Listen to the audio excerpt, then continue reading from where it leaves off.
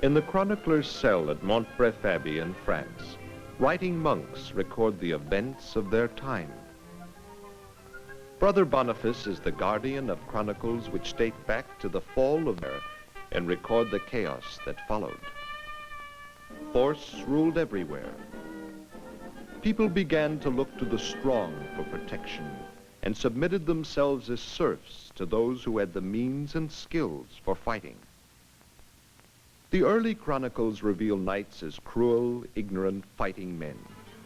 Their only occupation was war.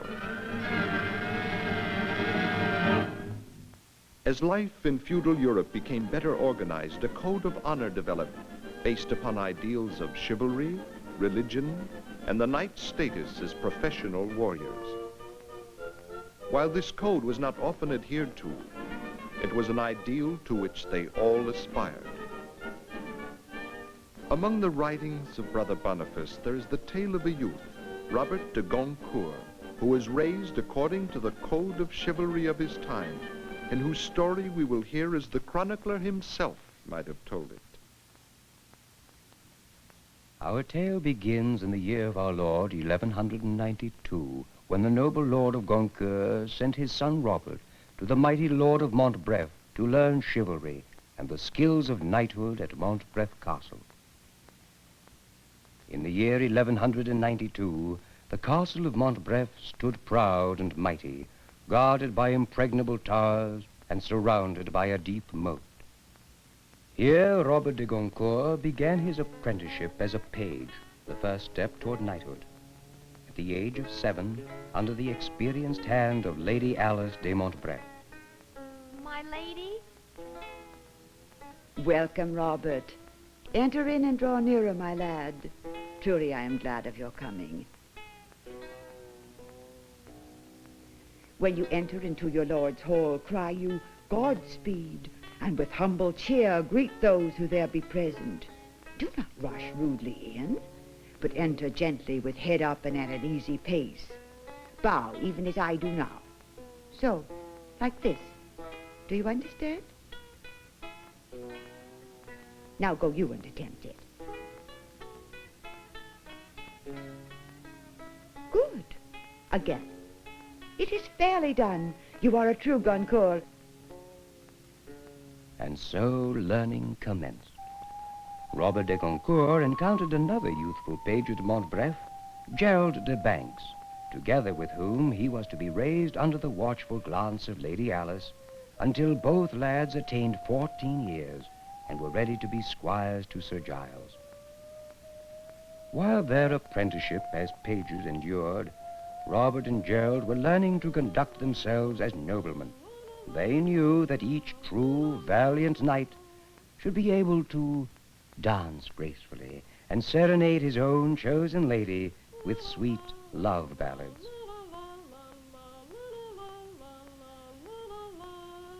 In Montbref Castle, learning was also held in high regard. Each day the worthy castle chaplain undertook to teach the young pages the art of reading, and from him they learned to speak in Latin, the tongue of the church and all learned men.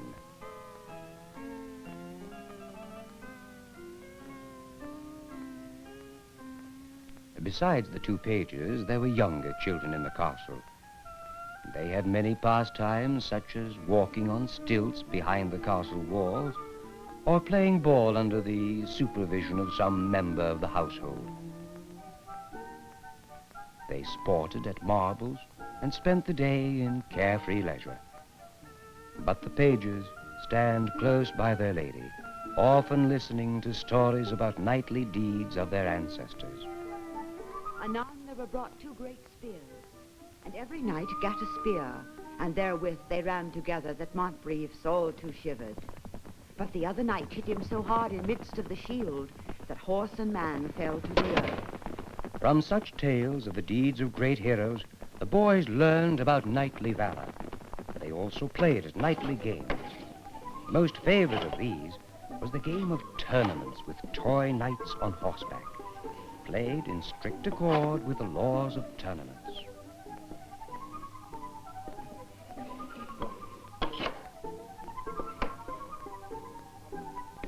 Most of the early education of the two pages rested in the hands of the ladies of Montbref, but the master himself also contributed his part in their raising.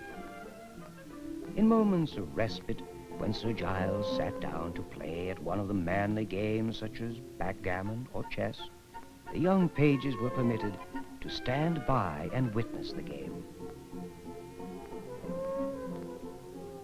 But these were all light pastimes. The page's real fortune was that of a warrior and horseman. So, often as he watched the stablemen and older squires, Robert would imagine himself a great knight, mounted on his steed. Part of Robert's apprenticeship was passed around horses. Elder squires, such as this man, who doubtless lacked the gold to purchase the costly gear of knighthood, often served as instructors of young noblemen.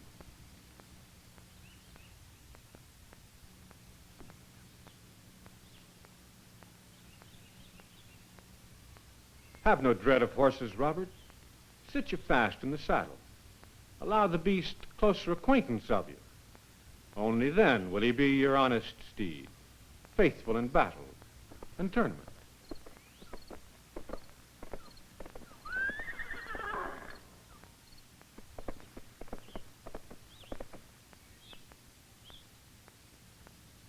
And so Robert's days were full, measured out equally in periods of grave study and in manly practice for his future calling.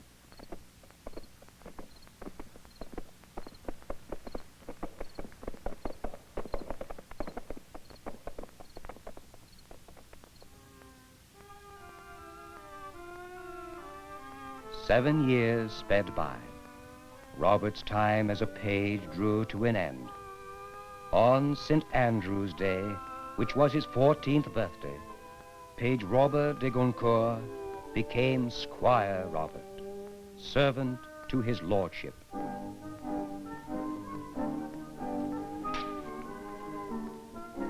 Peace, I cry. You sport like merry pages newly come. Remember, you are squires now. Thus commenced the second period of apprenticeship for Robert de Goncourt and for Gerald de Banks. As squires, their service was to their lord directly.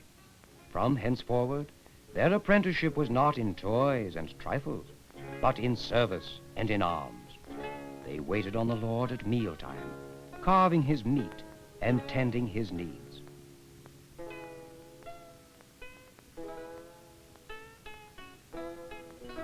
Thanks, good Gerald. Come, Robert.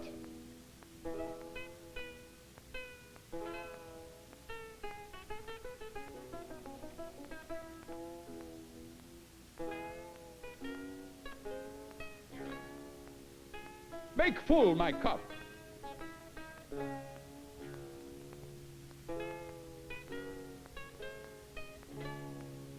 Enough.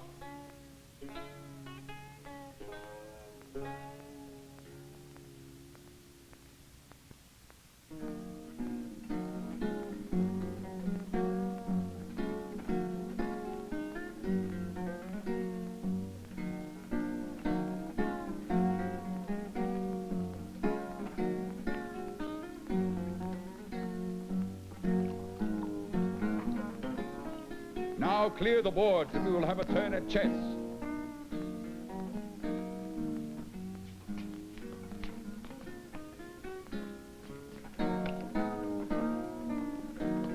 And now, Gerald, bring the chessman. Fetch a chair, Robert. Indeed, this was the glorious moment for Robert and Gerald to face their own lord in a manly game.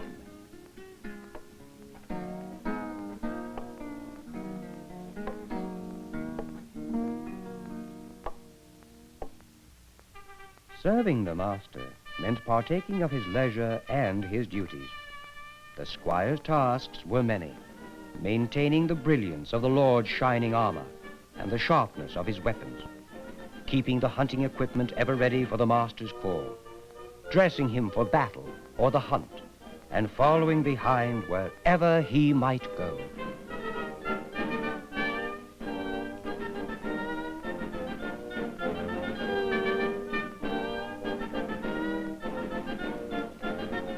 But whenever there was free time, the squires were to be seen practicing their favorite game, tilting at the quintain.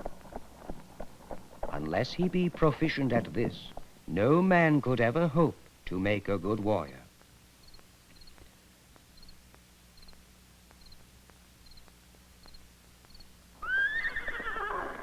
The quintain is an effigy of a knight with shield in one hand, club or sandbag in the other. The squire doth charge it. If he strike poorly, giving an imperfect blow of his lance, the spinning quintain will buffet him as he passes.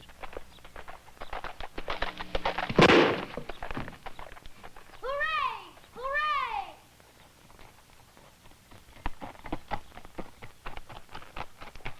See me ride! Here I am gone! And to harden their muscles, young squires were trained to mount horses with heavy weights affixed to their belts. Some day they would needs ride in heavy woven mail, laden with burdensome weapons, and at the knighting ceremony will have to leap on their steeds without touching the stirrup.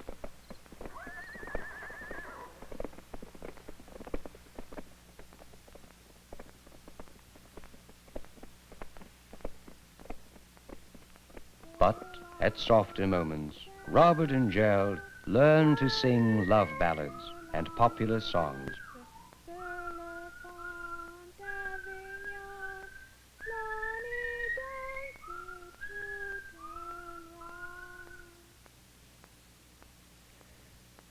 As they learned, the court watched, and whenever the master had occasion in their presence, he explained to them the rights and duties of a nobleman in the society to which they belonged. As they grew, they learned to handle weapons worthy of their might and skill.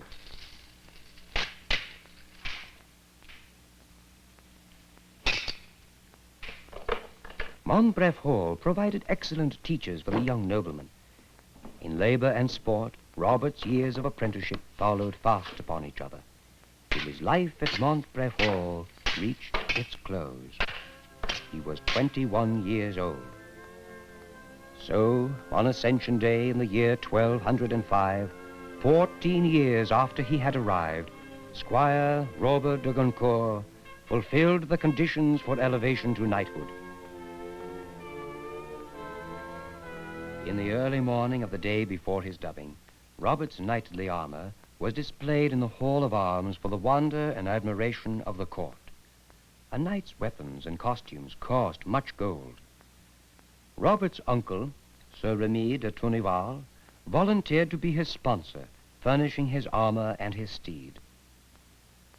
A golden-handled sword, hammered by a swordsmith of renown, a visor fashioned by the armorer of Tourneval, and golden spurs, the gift most precious of all.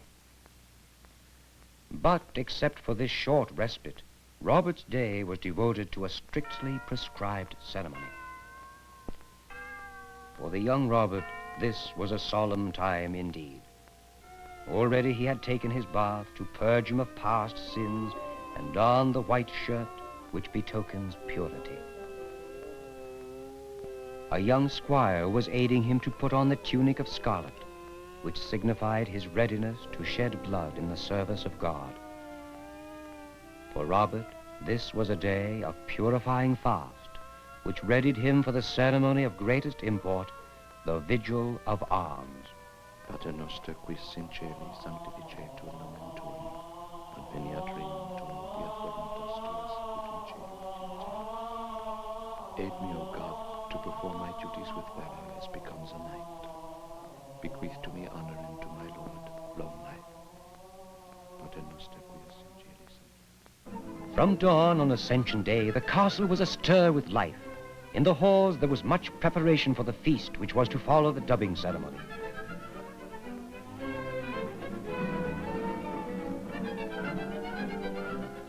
The courtyard jumped with minstrels and clowns, with jugglers and artists, all gathered for the glorious occasion.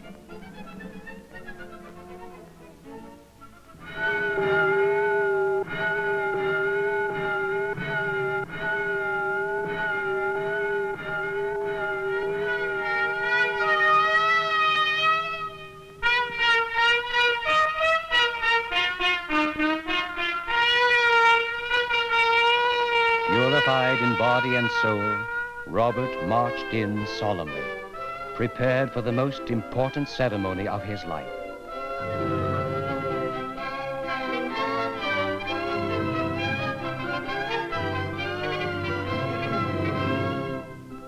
Sir Remy, Lord of Tunival, knight of great merit himself as sponsor, bears the privilege of fastening Robert's spurs of gold.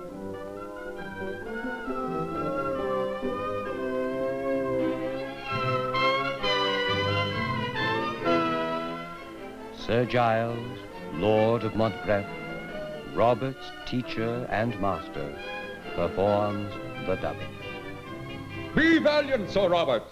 Recall your heritage. Honor all knights. Love God. I pledge my life and my allegiance to God, my Lord, and to my master.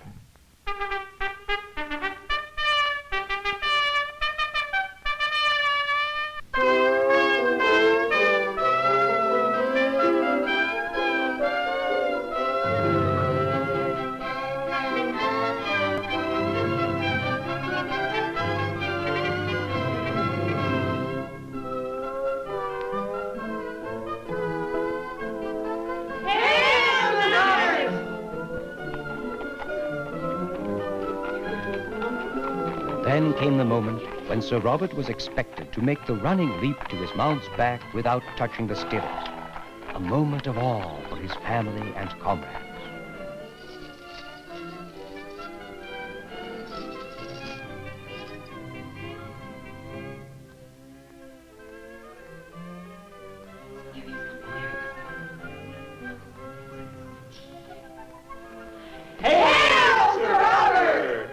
Hail to Sir Robert the young knight. Hail to the noble newly born to his rank, who has joined the fellowship of defenders of the faith. Protector of the poor, servant to fair ladies, a very perfect gentle knight, bold and intrepid, guardian of his rights, eager to bear his banner aloft above all nobles else.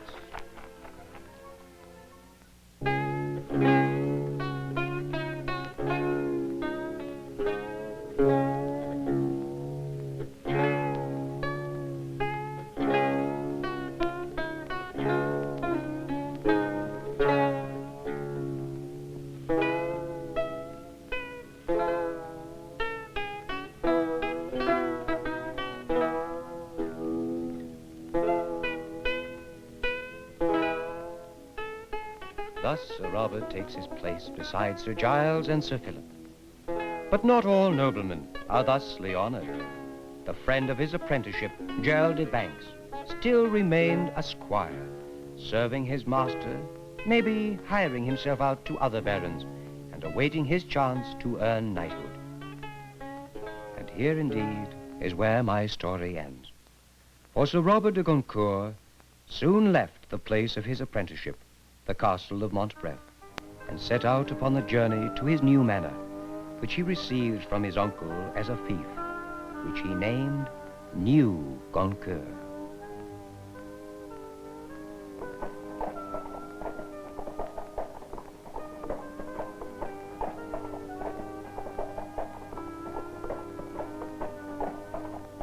The story of Sir Robert is that of many knights of his time, noblemen whose chief occupation was war. As time went on, knightly armor changed, from woven mail to breastplates, to full metal battle dress. And for as long as battles were fought according to the rules of chivalry, this warrior class maintained its prominent position in the society of the Middle Ages. When the day came that every man with a gun could fight, specialists were no longer needed, and the feudal lords retired into their manor houses to devote themselves to governing their tenants. With the evolution of strong central power, Sir Robert's heirs had fulfilled their function as protectors of feudal society. A new age dawned over the Western world.